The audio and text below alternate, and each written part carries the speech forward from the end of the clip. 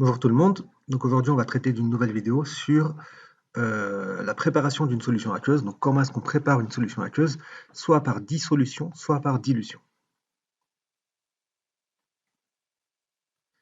Donc pour commencer, pour préparer une solution, on a besoin de savoir ce qu'est une solution. Donc une solution, c'est un mélange homogène, on l'a déjà vu, d'au moins deux espèces chimiques. La première, c'est le soluté, il y en a un ou plusieurs solutés. Bien sûr, il y a plusieurs molécules ou ions identiques, même s'il y a un seul soluté. Quand on parle de soluté, on parle de l'espèce chimique. Et il y a un solvant, en général c'est l'eau. Donc comment est-ce qu'on prépare une solution par dissolution? Vous avez une poudre ici par exemple, c'est une espèce à dissoudre, vous ajoutez de l'eau, vous mélangez, et ce qui se passe c'est que le soluté, qui était la poudre qui est là, va se disperser un petit peu partout dans la solution, dans le solvant plutôt. Donc ça donne une solution. Et dans une solution, donc les solutés sont des espèces chimiques qui sont minoritaires, alors que le solvant est ultra majoritaire. Donc si on avait représenté ici les molécules d'eau, on aurait des millions de points, par exemple blancs, si c'était blanc pour les molécules d'eau, alors que le soluté qui est rose ici, il y aurait juste quelques points. Donc c'est vraiment une grande majorité de solvants. Si, euh, si le solvant c'est de l'eau, on dit que la solution est une solution aqueuse.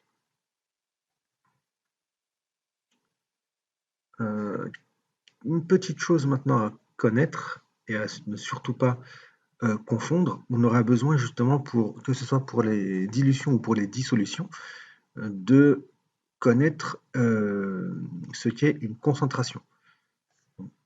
En seconde, vous voyez les concentrations en masse ou concentration massique. En première terminale, vous verrez les concentrations molaires. Mais le problème ici, c'est qu'on a déjà vu la masse volumique. La masse volumique, c'était une masse divisée par un volume.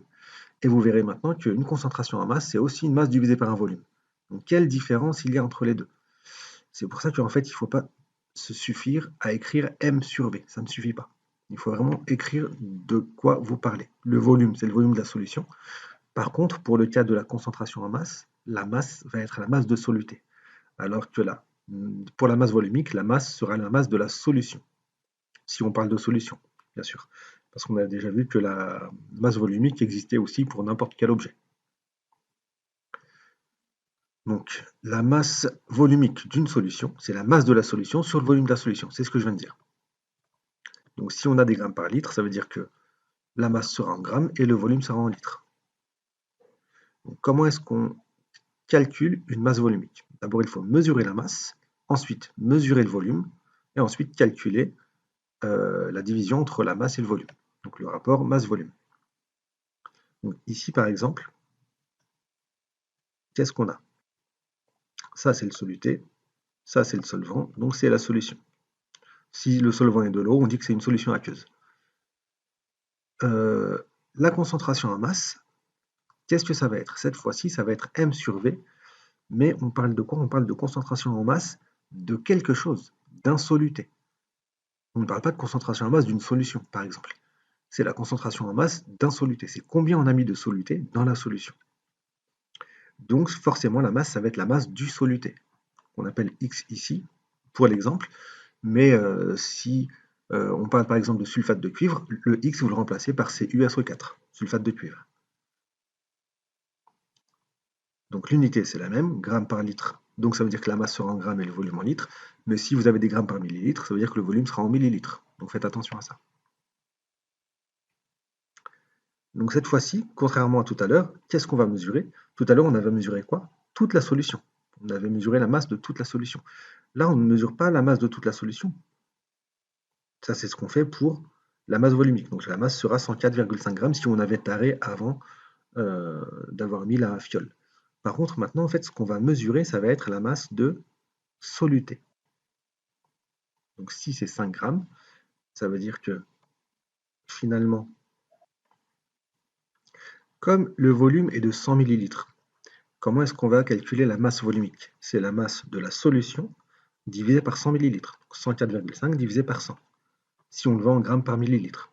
Donc ça fait 1,045 g par millilitre. Par contre, la concentration en masse, ça va être la masse du soluté, divisé par le volume de toute la solution. Donc 5 divisé par 100. Ou alors, si on le vend en grammes par litre, comme ici, c'est 5 divisé par 0,100.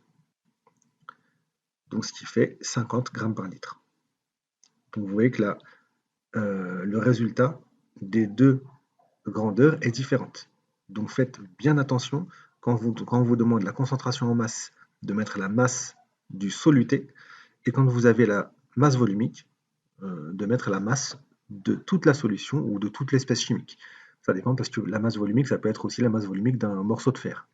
Donc dans ce cas-là, c'est la masse du morceau de fer, divisé par son volume.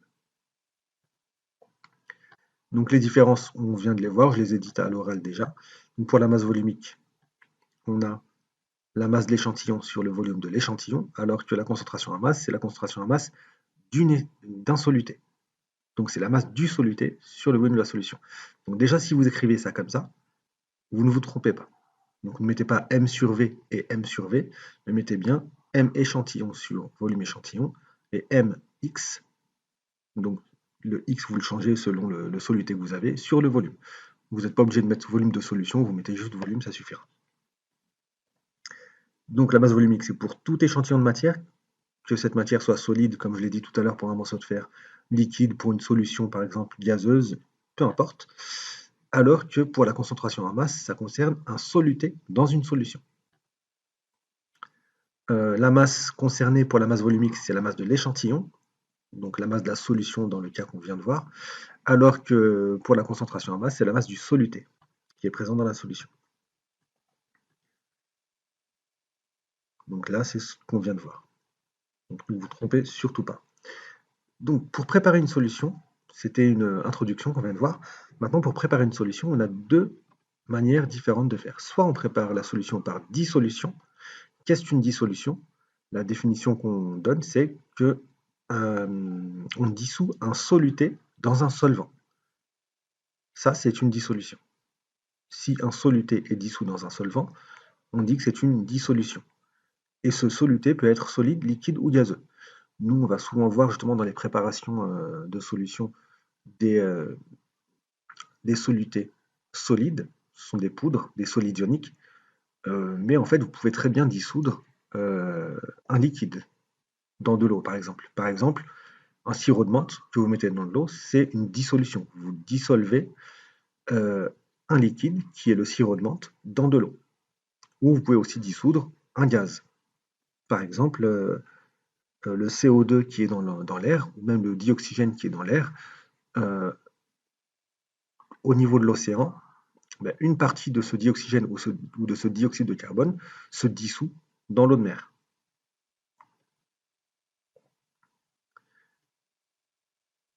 Donc comment est-ce qu'on fait une dissolution? Vous avez un soluté, vous ajoutez un solvant et vous mettez ça, vous mélangez le tout. Ça vous fait une solution aqueuse si le solvant est de l'eau. Donc maintenant, ce qu'il faut savoir, c'est que en général, on ne mélange pas n'importe quelle quantité de soluté avec n'importe quelle quantité, n'importe quel volume de solvant. Quand on veut préparer une solution, on veut préparer une solution d'une concentration en masse particulière. Et dans ce cas-là, il faudra calculer la masse de soluté que vous voulez dissoudre dans combien de solutions, dans quel volume de solution. Donc, vous aurez besoin de la concentration en masse. Plutôt, vous aurez une concentration en masse à respecter. Donc, il vous faudra calculer la masse de soluté et le volume que vous devrez utiliser. Maintenant, deuxième façon de préparer une solution, c'est par dilution. Cette fois-ci, une dilution, c'est quoi? C'est lorsqu'on ajoute du solvant à une solution qui existe déjà. Donc, dissolution, c'était soluté dans un solvant. Dilution, c'est un solvant dans une solution. Exemple, vous avez préparé un verre de menthe à l'eau, c'est une solution. Vous l'avez préparé par dissolution. Donc, de la menthe et de l'eau, c'est une dissolution. Et maintenant, vous trouvez cette solution un peu trop forte. Donc, qu'est-ce que vous allez faire? Vous allez ajouter de l'eau. Cette fois-ci, c'est une dilution. Pourquoi? Parce que vous ajoutez de l'eau, qui est dans un solvant, dans la solution qui existe déjà. Donc, en général, pourquoi est-ce qu'on veut faire ça? C'est pour diminuer la concentration de la solution. Donc, vous avez déjà une solution qui s'appelle solution mère, et vous voulez préparer une solution fille. Comment? En ajoutant de l'eau. Dans ce cas-là, en ayant un volume plus important.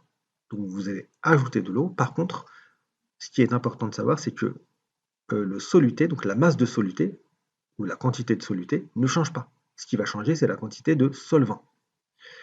En général, on ne va pas prendre toute la solution mère et ajouter de l'eau à la solution mère.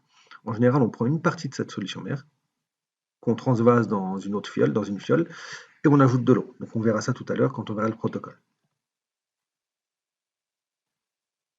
Donc qu'est-ce qu'une dissolution? On voit maintenant la dissolution, après on verra la dilution. Donc vous voyez ici que si vous mettez un morceau de sucre dans l'eau, petit à petit, les petites molécules qui composent le sucre vont se disperser pour finalement atteindre un mélange homogène, qui est une solution.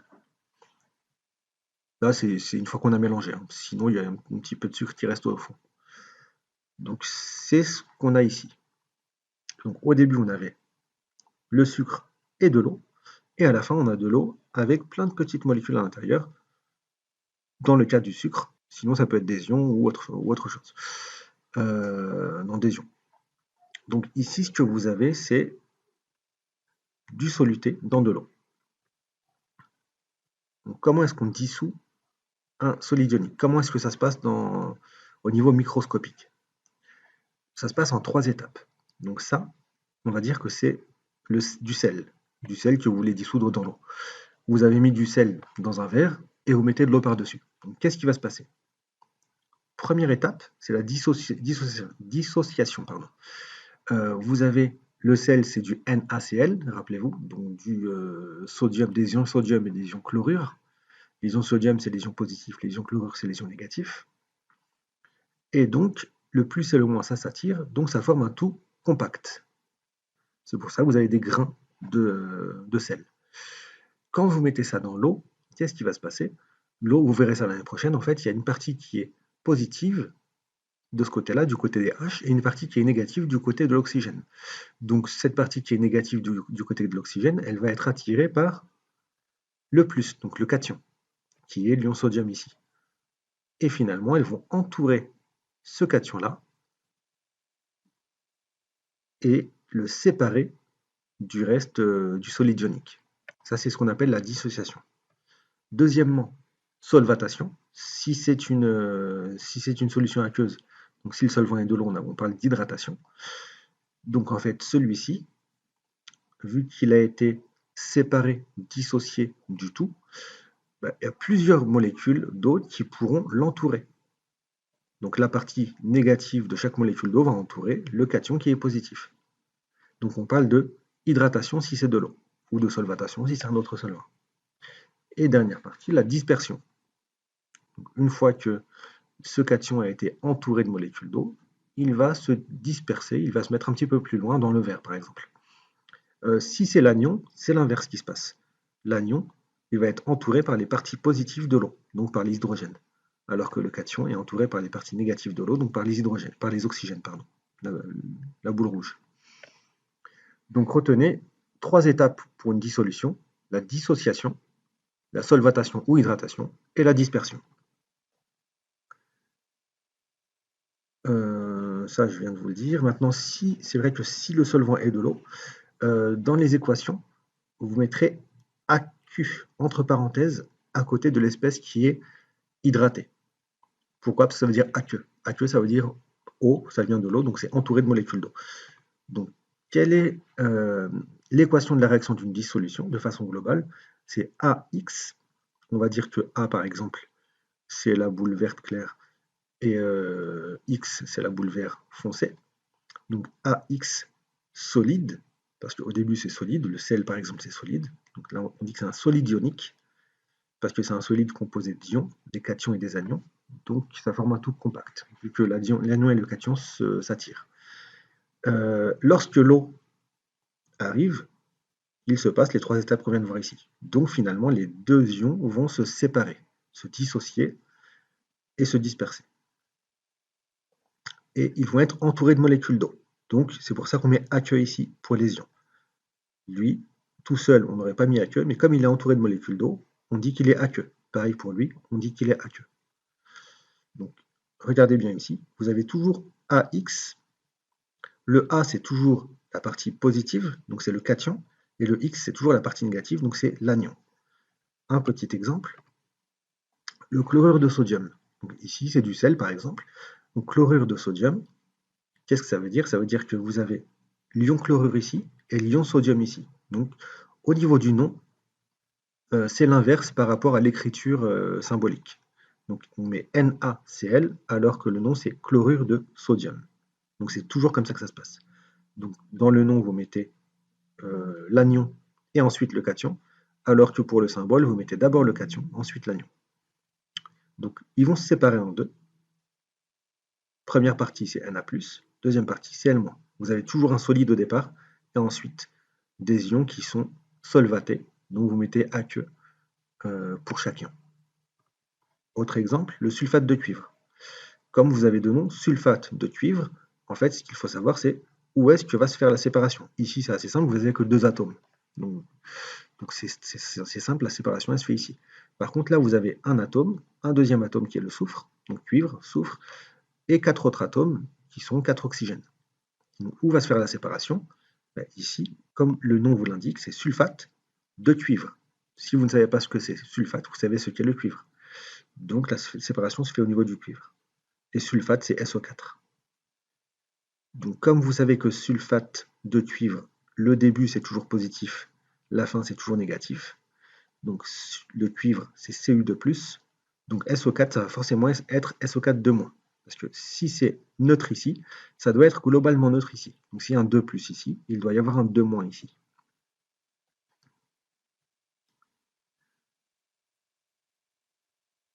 Donc comme je l'ai dit, la solution est électriquement neutre. S'il y a des cations et des anions, il y a autant de charges positives que de charges négatives dans une solution. Donc je n'ai pas dit qu'il y avait autant d'anions que de cations, tout dépend du nombre de charges.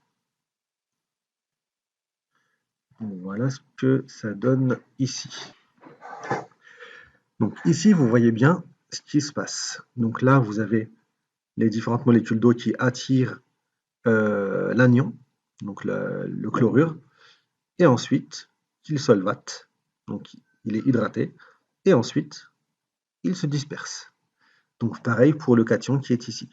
Donc l'ion sodium ici est entouré par les molécules d'eau, mais cette fois-ci par la partie positive, donc les oxygènes, par la partie négative, donc les oxygènes, il est solvaté ou hydraté, et ensuite il va se disperser.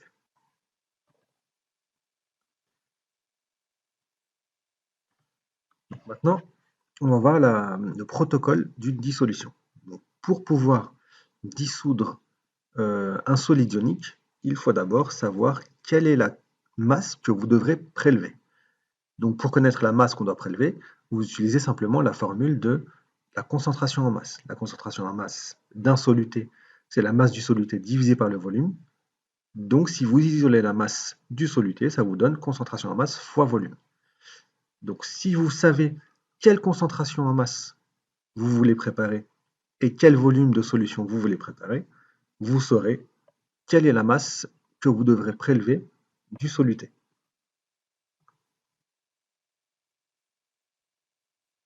Donc ça, ce sera la première étape. Donc pour prélever un soluté, vous devez d'abord connaître sa masse. Et ça, c'est le préambule, donc c'est calculer la masse que vous devez prélever. Et ensuite, vous allez réaliser les 5 différentes étapes qui sont ici. Donc on va les voir l'une après l'autre. Donc première étape, vous devez prélever cette masse. Donc par exemple, si vous avez calculé que la masse était de 5,7 grammes, avec la formule qu'on vient de voir, donc la concentration en masse fois le volume, attention à, mettre attention à bien mettre les bonnes unités. Donc vous prélevez cette masse. Faites attention, on prélève ça avec une balance. Sur la balance, on met un sabot de pesée ou alors une coupelle. Nous, on avait utilisé un sabot de pesée. Ensuite, on appuie sur Tar pour que ce soit à 0, donc pour ne pas avoir à peser en plus le sabot de pesée. Ensuite, grâce à une spatule, vous pourrez mettre petit à petit le soluté dans le sabot de pesée. Attention à ne pas en mettre autour, sinon vous allez quand même le mesurer, mais ne pas le mettre dans la solution. Ce serait dommage. Donc, vous mettez bien ça dans le sabot de pesée jusqu'à ce que vous arriviez à la masse souhaitée. Ensuite, deuxième étape, qu'est-ce qu'on va faire avec ce soluté? On va le transvaser, ou ça, dans une fiole jaugée. Cette fiole jaugée doit avoir le volume précis que vous voulez préparer. Donc, si vous voulez préparer par exemple 200 ml, il vous faut une fiole de 200 ml. Si vous voulez préparer 100 ml, il vous faudra une fiole de 100 ml. Donc attention, quand vous transvasez ce soluté dans la fiole, à ne pas, il ne doit rester aucun grain, ni dans l'entonnoir, si vous utilisez un entonnoir, ni dans le sabot de pesée, si vous utilisez un sabot de pesée. Donc vous rincez le tout. Donc tous les grains doivent passer dans la fiole. Ensuite, troisième étape et quatrième étape. Donc la troisième étape, c'est vous devez ajouter de l'eau distillée jusqu'à à peu près la moitié de la hauteur, ce qui correspond aux 2/3 du volume, parce qu'il y a plus de volume en bas qu'en haut. Donc aux 2/3 du volume à peu près. Une fois que vous arrivez à 2/3 du volume, vous agitez. Pourquoi? Pour dissoudre totalement. Donc comment vous savez que tout a été dissous? Vous regardez en dessous. Ne regardez pas au-dessus, regardez bien en dessous. Si vous reste encore des grains, vous continuez à agiter jusqu'à dissolution complète. Une fois que la dissolution est complète, il vous reste une dernière étape. Vous devez compléter avec de l'eau distillée jusqu'au trait de jauge. Attention, je vous conseille de le faire en 2 étapes. Première étape, vous y allez avec la pipette jusqu'à avant le trait de jauge et ensuite avec une pipette Pasteur pour y aller goutte à goutte jusqu'au trait de jauge. Attention, je vous avais déjà dit aussi que quand vous avez un fin goulot comme ça, l'eau n'est pas horizontale. Ça fait une sorte de petit arc qui s'appelle un ménisque. Et quand est-ce que vous allez compléter jusqu'au trait de jauge? Quand le bas du ménisque est sur le trait de jauge. Et deuxième chose à laquelle il faut faire attention, c'est que le trait de jauge n'est pas un trait, c'est un cercle qui entoure le goulot de la fiole. Donc comme c'est un cercle, si vous mettez la fiole trop haut par rapport à vos yeux, vous allez voir un cercle. Trop bas par rapport à vos yeux, vous allez voir un cercle. Donc vos yeux doivent être au niveau du trait de jauge. Donc vous vous baissez, vous mettez la fiole sur la pagasse et ce sont vos yeux qui se baissent. Et pour terminer la solution, vous agitez une nouvelle fois, mais cette fois-ci pas pour dissoudre, mais pour homogénéiser le tout. Donc voici ces 5 étapes que vous devez connaître par cœur. Ensuite, on va passer à la dilution. Donc qu'est-ce qu'une dilution? C'est lorsque vous avez une solution qui est assez concentrée et que vous voulez passer d'une solution concentrée à une solution moins concentrée. Donc vous voyez, si c'est une solution colorée, on voit que c'est moins concentré par la couleur qui change, ou plutôt la teinte qui change. C'est de plus en plus clair dans une dilution. Donc ici, pour passer de là à là, qu'est-ce qu'on a fait par exemple? On a pris une partie de ce verre-là, qu'on a mis ici, et on a ajouté de l'eau. Pour passer de là à là, on a pris une partie de ce verre-là qu'on a mis ici, on a ajouté de l'eau. Donc la question qui va se poser, c'est combien on prend de la solution mère? On va dire que cette solution, c'est la solution mère et que ça, c'est une solution fille. Combien on doit prendre de celle-ci pour obtenir celle-ci? Et quel volume d'eau on doit mettre? Plutôt, quel volume de solution on doit préparer? Donc, ce qui est très important de savoir, c'est que lors d'une dilution, la concentration de la solution, donc la concentration en masse de la solution, ou concentration molaire que vous allez voir l'année prochaine, diminue. Donc la concentration diminue, alors que la masse de soluté, ou la quantité de soluté, reste constante. Pourquoi? Parce que qu'est-ce que vous ajoutez lors d'une dissolution? Vous n'ajoutez que du solvant, de l'eau. Donc cette quantité de solvant augmente, donc ce volume de solvant change, alors que la quantité de soluté ne change pas. Vous n'avez ni ajouté ni enlevé du soluté. Donc ce qui veut dire que la masse de soluté reste la même, chez la mère et chez la fille. Donc dans la solution mère, on a autant de soluté que dans la solution fille. Plutôt dans la solution mère que vous avez prélevée, il y a autant de soluté que dans la solution fille que vous avez préparée à partir de cette solution mère, de ce volume de solution mère.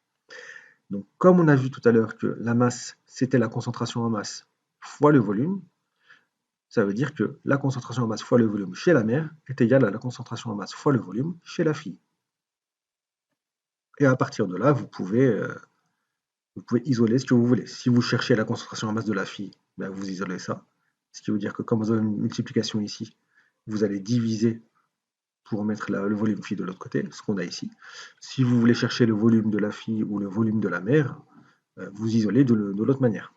Donc ici, ce qu'on va essayer de faire, c'est essayer de voir si on a vraiment la même chose. Donc ici, la concentration de la solution mère, on va dire que la solution mère, c'est celle-ci, c'était 120 grammes par litre. Comment est-ce qu'on le sait?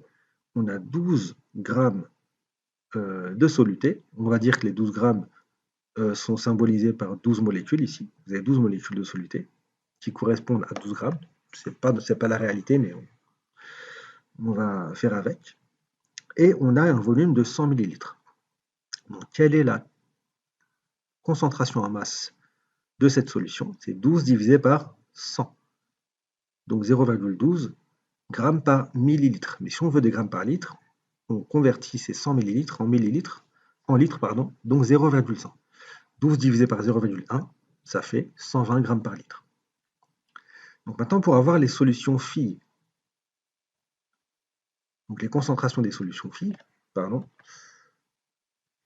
qu'on peut faire, c'est utiliser cette formule. Ou alors on peut directement utiliser m divisé par v. Mais on va essayer d'utiliser cette formule. Quelle est la concentration de la mer? 120 grammes par litre.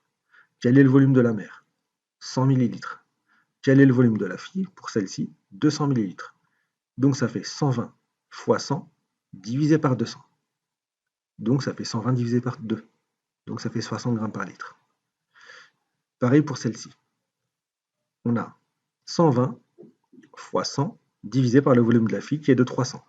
Donc c'est comme si on divisait par 3. Fois 100 divisé par 300, ça fait divisé par 3. Donc 120 divisé par 3, ça fait bien 40 grammes par litre, etc., etc. Donc vous voyez bien que la concentration de la fille diminue. On est passé de 120 à 60, puis à 40, puis à 30 grammes par litre.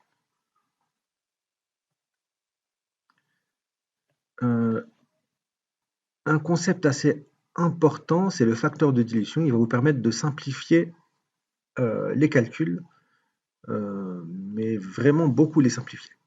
Plutôt que d'utiliser la formule qu'on a utilisée tout à l'heure, celle-ci. Donc, soit on utilise celle-ci, et pour trouver le volume de la mer, vous isolez ça, pour trouver la concentration de la fille, vous isolez ça, etc., etc. Ça marche tout le temps. Mais à partir d'elle, en fait, on peut trouver ce qu'on appelle un facteur de dilution. On met les volumes d'un côté et les concentrations de l'autre. Donc par exemple, je veux concentration mère et la concentration phi, je la mets de l'autre côté. Donc comme c'est multiplié d'un côté, je le divise de l'autre. C mère sur C phi. Donc le V mère, je vais le mettre de l'autre côté. Ça fait V phi sur V mère. Donc V phi sur V mère, c'est C mère sur C phi. Et la concentration mère sur la concentration phi, c'est le rapport des concentrations. Si tout à l'heure, par exemple, on avait 120 grammes par litre et que la concentration phi, c'était 60, ça veut dire qu'on avait dilué 2 fois. 120 divisé par 60, c'est 2. Donc ça veut dire que c'est 2 fois moins concentré. Si c'est 2 fois moins concentré, on dit qu'on a dilué 2 fois. Si c'est 10 fois moins concentré, on dit qu'on a dilué 10 fois. Et ça, c'est le facteur de dilution. Donc C mère sur C phi, c'est le facteur de dilution. Mais comme on voit que C mère sur C phi, c'est aussi V phi sur V mère, donc le facteur de dilution, on peut aussi le calculer à partir des volumes. Du volume de la fille et du volume de la mère. Donc finalement, le facteur de dilution apprenait que c'est C mère sur C phi ou V phi sur V mère. Vous verrez tout à l'heure dans le protocole que le volume de la fille, ce sera finalement le volume de la fiole que vous allez utiliser, alors que le volume de la mère, ça va être finalement le volume de la pipette avec laquelle vous allez prélever la mère, la solution mère. Donc volume mère correspond à volume pipette, volume phi correspond à volume fiole. Donc vous pouvez soit mettre cette formule-là, soit celle-ci. Attention, selon le calcul que vous allez utiliser, soit vous mettez F est égal à C mère sur C phi, soit F est égal à V phi sur V mère. Donc vous faites un choix. On va justement faire des petits exemples. Premier exercice. Ici, qu'est-ce qu'on a? On veut préparer 100 ml d'une solution de sulfate de cuivre. Donc si on veut préparer, ça veut dire que les 100 ml, c'est la solution phi, c'est le volume de la solution phi.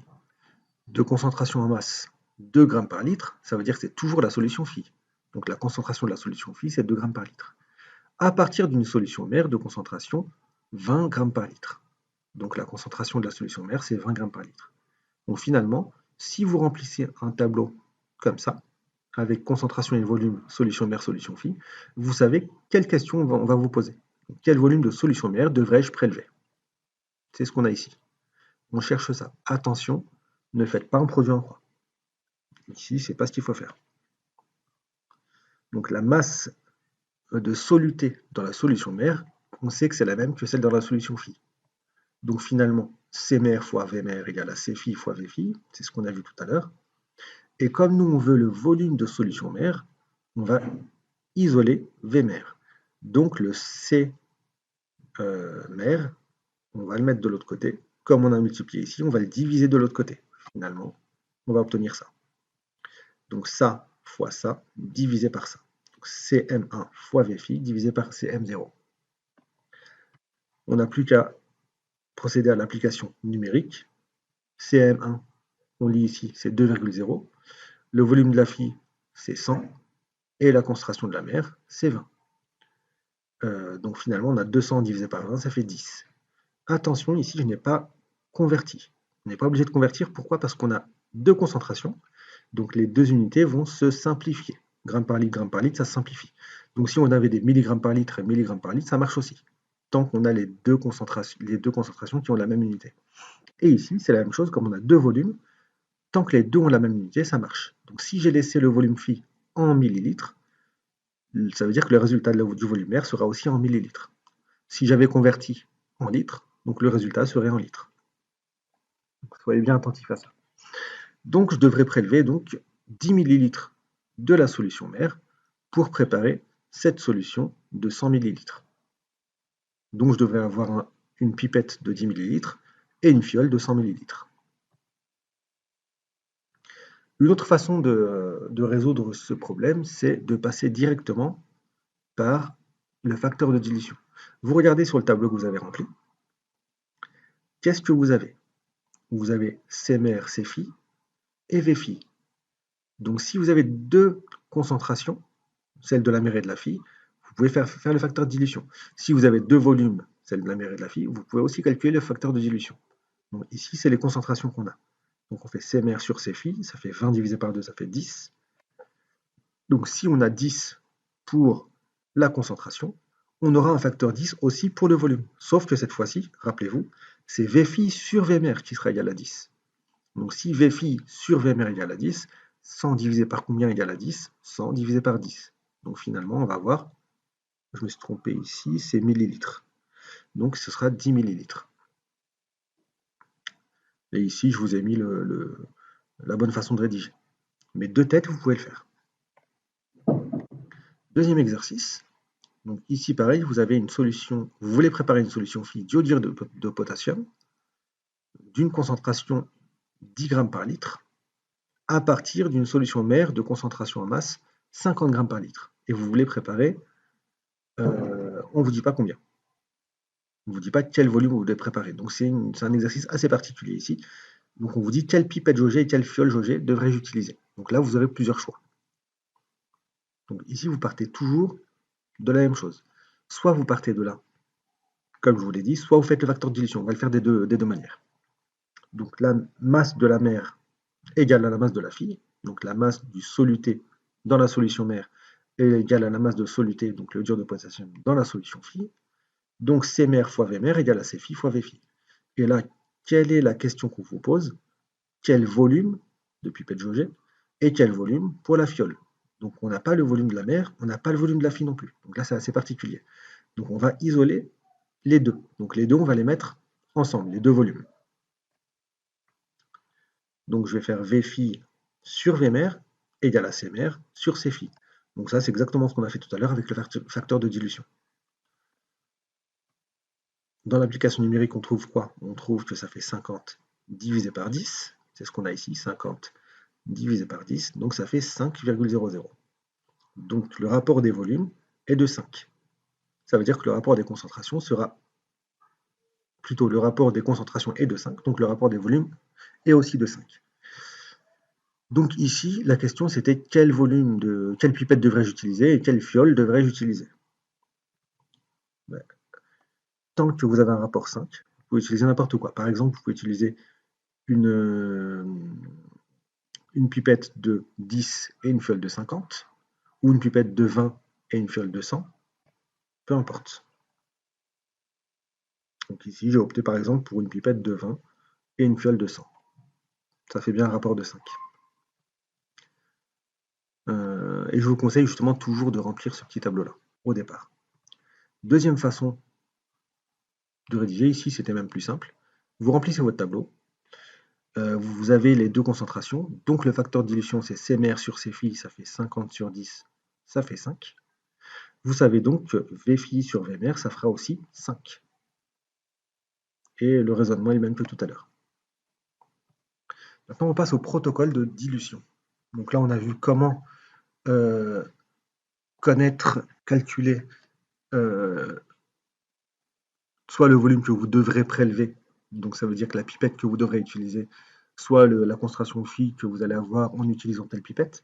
Donc là, on va voir comment est-ce qu'on va faire cette solution, comment on va préparer cette solution. Première étape, cette fois-ci, ce qu'on doit prélever, ce n'est pas un solide comme pour la dissolution, c'est un liquide, c'est une solution. Donc on doit prélever de la solution mère. Donc la solution mère, vous la prenez dans un bécher, à partir d'un flacon qu'on vous donne. Dans le bécher, vous mettez par exemple, si c'est une pipette de 10, vous devez prélever 10 ml. Dans le bécher, vous mettez à peu près 20. Et comment est-ce qu'on prélève cette solution? Avec une pipette, une propipette, ou poire à pipeter. La poire à pipeter, elle permet d'aspirer le contenu du bécher. Le bécher, mettez-le bien en biais comme ça, de travers, pour pouvoir aller bien au fond. Vous tenez bien votre pipette, vous tenez bien votre bécher avec les trois doigts qui sont là, le pouce, l'auriculaire et l'annulaire, et l'index et le majeur vont servir à pincer la pipette pour bien tenir le tout.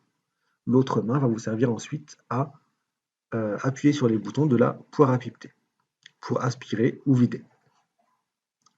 La poire à pipeter, vous devez d'abord la dégonfler avec le bouton qui est ici. Ensuite, pour aspirer, c'est ce bouton-là, et pour vider, c'est ce bouton-là.